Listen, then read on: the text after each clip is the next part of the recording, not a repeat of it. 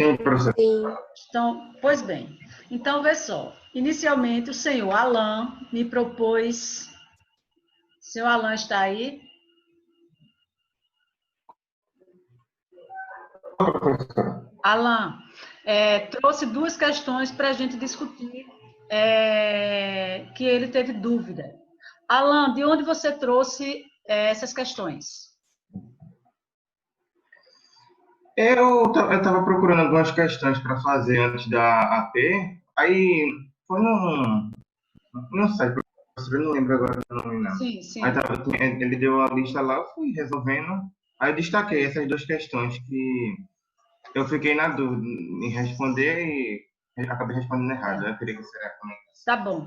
Pessoal, a ideia é o seguinte, então, a gente apresentar. Vejam que o conteúdo que a gente está estudando tem momentos que ele é bastante complexo, né? Tem questões bastante complexas e tem coisas muito simples. Vocês precisam se apropriar desse conteúdo, tanto para o SSA, que ele é essencialmente geografia física, né? Quanto quem vai fazer aí, alguém vai fazer SpaceX, boa parte do conteúdo da SpaceX de Geografia é do conteúdo do primeiro ano, certo? Então, eu trouxe para vocês aqui questões dos últimos vestibulares do SSA e algumas questões da SpaceX. Coloquei algumas super fáceis e uma extremamente difíceis para a gente balancear e vocês entenderem. Gostaria que vocês acompanhassem, se puderem, irem respondendo para a gente ir debatendo até como preparo também já para a AE, né? Então, a questão que a Alan trouxe foi a seguinte. É uma questão da UniOeste, essa primeira, que diz que as modernas técnicas cartográficas e de sensoriamento remoto permitiram realizar levantamentos mais detalhados sobre as características fisiográficas, e aí solo, hidrografia e clima, né? Essas são as características fisiográficas da superfície. No final da década de 80, o professor Jurandir Rois, Departamento de Geografia, propôs, aqui as questões, a colagem veio errada, uma divisão do relevo, mais detalhada que as anteriores. Sobre o relevo e as unidades, né, do território nacional representadas nessa imagem, que é a representação do professor Jurandir Rois, assinale a alternativa incorreta. E aí, quais são as alternativas? E vamos ver qual é a dúvida de Alain sobre isso.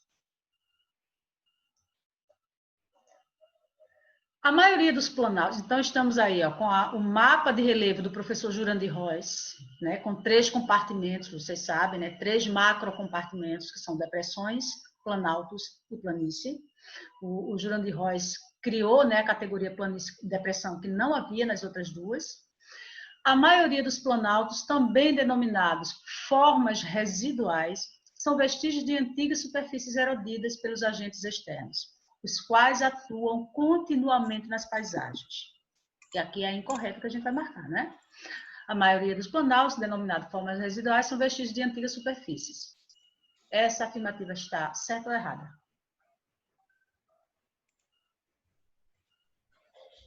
Alan, qual era a sua dúvida? Vocês querem que eu leia todos? Vou ler todas as opções. Os planaltos e as chapadas da bacia sedimentar do Paraná englobam terrenos sedimentares e de rochas vulcânicas, e o seu contato com as depressões circundantes é feito por meio do talude continental. Nos limites de bacias sedimentares com maciços antigos, os processos erosivos formaram áreas rebaixadas, denominadas depressões. As depressões periféricas são aquelas formadas nas regiões de contato entre as estruturas sedimentares e cristalinas, como, por exemplo, na depressão sul-rio-grandense. Ok? Vamos mais, né? A outra opção. As planícies e estruturas sedimentares recentes formam planícies costeiras, também conhecidas como planícies litorâneas. E as planícies continentais, situadas no interior do país, como, por exemplo, a planície do Pantanal. Qual afirmativa está incorreta sobre esta imagem? Dividida em planaltos, depressões e planícies. Alguém arrisca aí a responder qual seria a incorreta? Esta é fácil, não é difícil não. Letra D. Letra D diz que, vamos lá, pela última, né? As planícies em estruturas. Ô, Alain, você apostou em qual letra? Deixa eu ver aqui. Senhores, o que é que vocês dizem aí? O segundo. Vou colocar essa questão na E, então. Já que é muito difícil, né? Qual o B, professor? É que eu não tô sem um arquivo. Eu Você, fiquei em dúvida em algumas coisas que eu não estava conseguindo realmente compreender. Da B, por exemplo, eu não estava conseguindo. Tem algumas coisas que eu não estava conseguindo entender totalmente. E da C também. certo, veja Aí só. eu ficava meio na dúvida do que responder. Entre qual? É, B e C. B e C. Você chutaria qual? Se fosse chutar. Se fosse chutar. Sim. É... Alguém arrisca ajudar a Alain, por favor? Qual afirmativa vocês marcariam? Ó, professor, olhando de novo, eu chutaria B. Pois bem, Porque é a B. porque, por exemplo, eu não sei o que é talude e tal. Exatamente E essa também não questão. sei o conceito de depressões circundantes.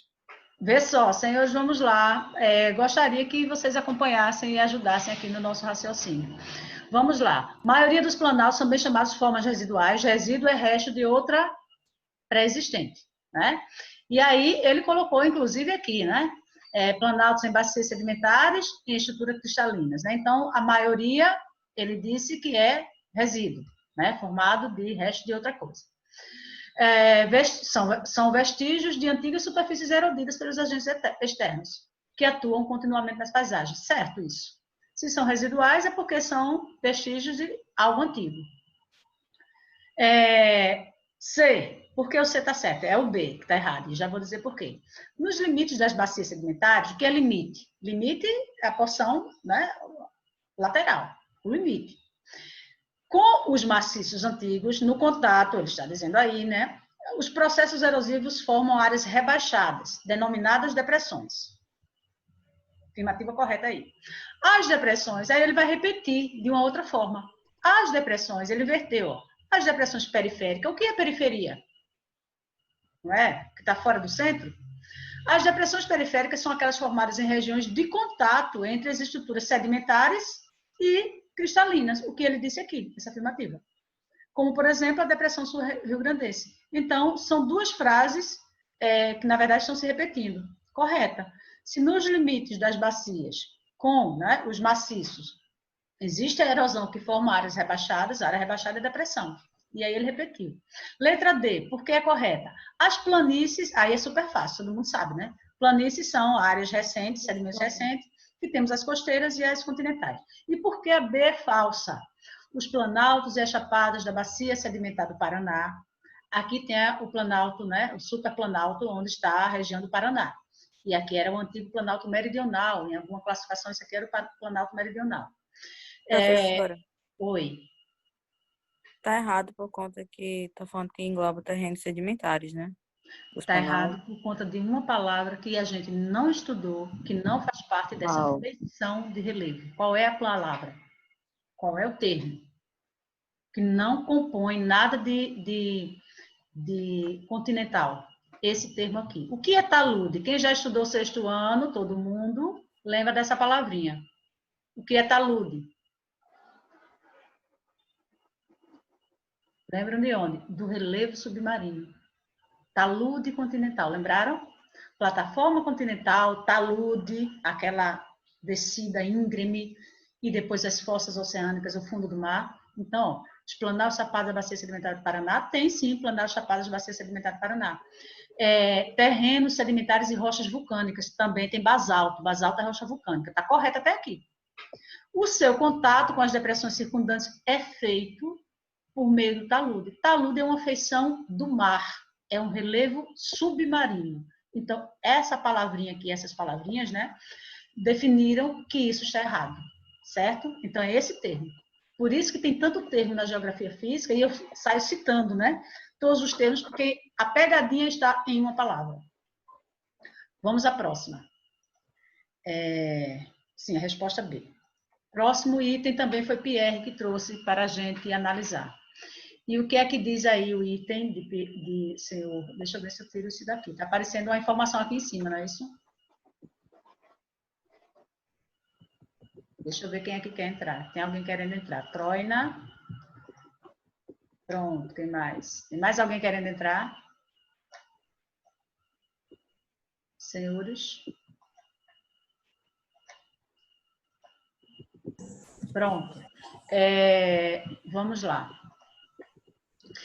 É uma questão da PUC e diz o seguinte: em fevereiro deste ano, né, do presente ano, o Jornal Folha de São Paulo, sua versão online, ao tratar de um abalo sísmico ocorrido no subcontinente indiano, fez a seguinte abordagem: o violento terremoto que ocorreu hoje a noroeste da Índia é uma manifestação de um fenômeno que teve início há 40 milhões de anos.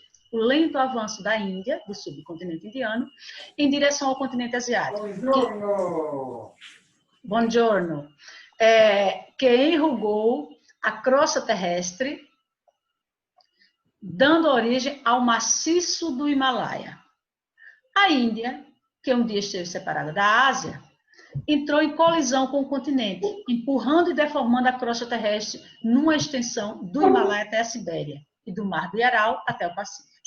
Deste modo, o subcontinente age como uma escavadora que entra constantemente no continente asiático à velocidade de vários centímetros por ano. O principal resultado desse fenômeno de compressão, né, de empurrão, foi o nascimento dos únicos picos do mundo que superam 8.000 metros. A respeito de todo esse assunto, julgue as afirmativas. Quais são as afirmativas? 1. A violência do terremoto ocorrido se explica pela atuação das monções de verão nessa porção meridional da Ásia. Existem as monções de verão nessa região, né? Sudeste e sul da Ásia.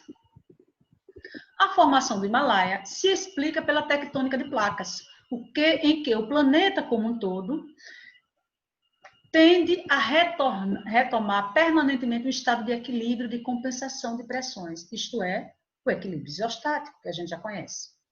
Do ponto de vista da escala geológica do tempo, o processo de formação do Himalaia é um fato recente, que se insere na era Cenozoica.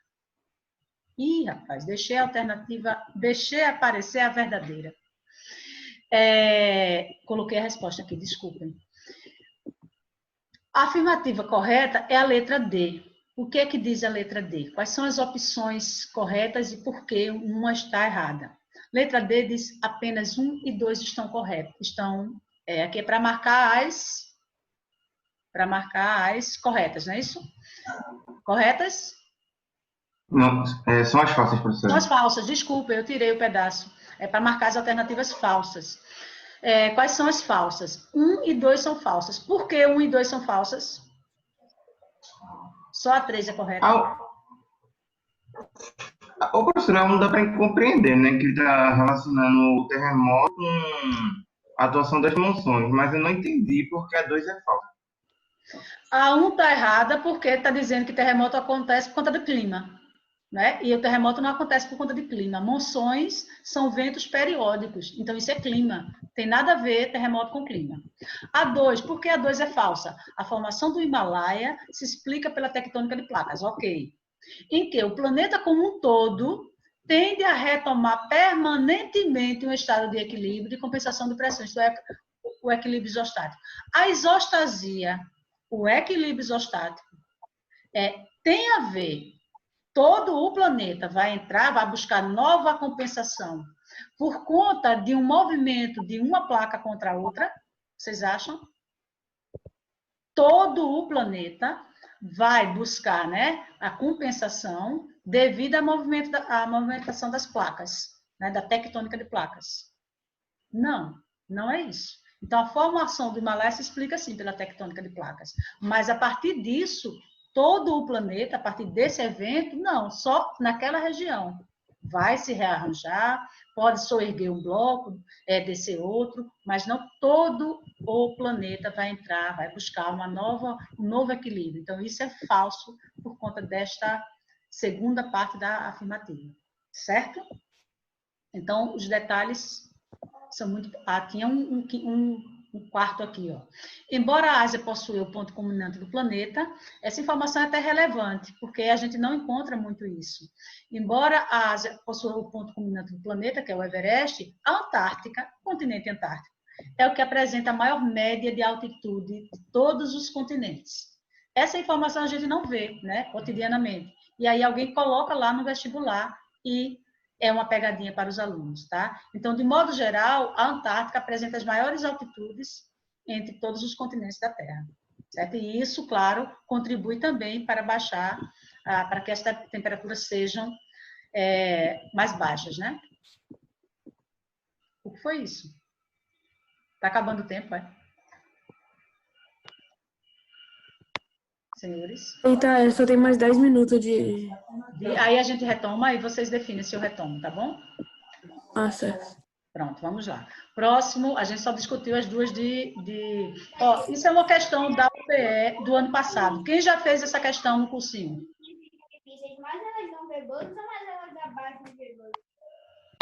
Quem já fez essa questão? Ninguém fez? Na superfície terrestre, podem ser encontradas dobras, que são classificadas de acordo com diversos fatores. Dobras, todos sabem o que são. Entre os quais, o aspecto morfológico, a forma, né, a feição. Observe as figuras esquemáticas a seguir e assinale a classificada corretamente como uma dobra anticlinal. Qual é, senhores, a dobra anticlinal? 1, 2, 3 já. Isso é fácil. Tipo, as missões. E aí? As missões que mais aparecem. Os tipos de missões que mais aparecem. Letra B, professora. Letra B. Essa letra B representa o anticlinal. O que é o anticlinal e o sinclinal? Anticlinal é a área mais elevada. Isso. A área contrário, né? No sentido de, eu não posso dizer, não sei, nunca lembro qual é o côncavo e o convexo. Essa daqui é sinclinal, a B, ó. Essa é sinclinal. Então, essa daqui que está a imagem pior, né, de visualizar, esta é a anticlinal. Vejam só. Essa daqui é a anticlinal, é essa feição que faz o sentido contrário dessa aqui, ó. Sinclinal, né, é a parte mais profunda. Anticlinal seria a crista da dobra. É o anticlinal. Essa questão é relativamente fácil, né, mas se a gente não lembrar qual é a parte do sinclinal e do anticlinal, é uma pegadinha também, né? Mas relativamente fácil. Então, mais uma vez, ó, o termo, as palavrinhas, né? Anticlinal, sinclinal. As pegadinhas estão aí. É da UPE do ano passado. Essa daqui também, ó. As áreas costeiras, UPE do ano passado, a SSA1. Em diversas partes do mundo, essa é super fácil. Formas de relevo. Umas são de caráter erosivo, enquanto outras são resultantes de deposição, né? Erosão e deposição. Às vezes decorrem de ações de movimentos crustais, né? Crustais, da crosta terrestre, né? Dos movimentos da crosta. Na fotografia ao lado, observa-se uma feição típica de alguns ambientes costeiros. E a pergunta é: as características geomorfológicas vistas nessa paisagem permitem concluir que esse relevo é do tipo falha de rejeito horizontal, falésia, costa dobrada, costa tectônica ou ilha do tipo atol? E aí? Super fácil. 1, 2, 3 já. Falésia? Ninguém erraria essa questão. Isso é uma falésia, né? Super fácil da UPE do ano passado. UPE do ano passado também, ó, foram 3 questões desse assunto da gente, na UPE do ano passado. Erupção do vulcão Havaí, isso aqui é uma informação de um jornal, né? Erupção do vulcão do Havaí causa danos e destruição, né? Causa pânico e destruição. Quase 30 casas foram destruídas e 2.000 pessoas evacuadas. 2.000 pessoas foram retiradas até agora. Alguns residentes já foram autorizados a resgatar animais, etc, etc. Novas fissuras. Eu vou ler bem rápido para chegar no final. No entanto, até o momento não foram relatadas vítimas nem grandes danos. E aí, qual é a questão, né? Qual alternativa a seguir indica a teoria que explica corretamente a existência de ilhas vulcânicas no Havaí e a erupção mencionada na notícia? Então, a notícia foi só para dizer qual é a teoria que explica isso. 1, tectônica sedimentar. 2, vulcanismo antropogênico. 3, tectônica de placas. 4, escudos e crátons móveis oceânicos. Ou 5, a pirogênese. E aí, facílima. 1, 2, 3. Qual é a resposta? E aí, professor, eu não consegui estudar esse assunto, mas seria vulcanismo antropogênico? Alô, senhores? O que é vulcanismo antropogênico? Antropo é de homem. O homem provoca uma ação vulcânica. É letra C, professor? Seria o quê? Letra C. Letra C. Então, essa é super óbvia também. É a tectônica de placas, também chamada de tectônica global, tá? Se aqui tivesse escrito tectônica global, estaria correto. Tectônica sedimentar não existe isso. Vulcanismo antropogênico impossível, é o homem criar vulcão. Escudos e crátons móveis não é isso. Né? Não, os escudos e crátons não tem nada a ver com essa feição agora aqui de um vulcão. Ô, professor, mas se em vez de pirogênese aí tivesse orogênese, poderia ser, né? Não, porque orogênese é o quê? Colisão de placas. Vulcanismo é outro. Não é colisão de placas? Orogênese? Colisão de placas e uma dobra e forma montanha? Sim. Orogenia, movimento do magma empurrando a placa horizontalmente. Se fosse a orogênese aí. Então, esses dois termos não se relacionam ao vulcanismo, ok? Então, tem que ser, nesse caso, a tectônica de placas, tá bom? Então, assim, a notícia não tem nada a ver no sentido de não vai elucidar nada, né? É apenas falando de um vulcão. Isso aqui é o essencial, né? Só relacionar. Atividade vulcânica tem a ver com o quê? Tem uma teoria, e olha o termo também. Qual é a teoria? Se a gente não estudou nada de teoria, mesmo que tivesse algo relacionado a vulcanismo, mas não existe teoria, olha o termo. Qual é a teoria?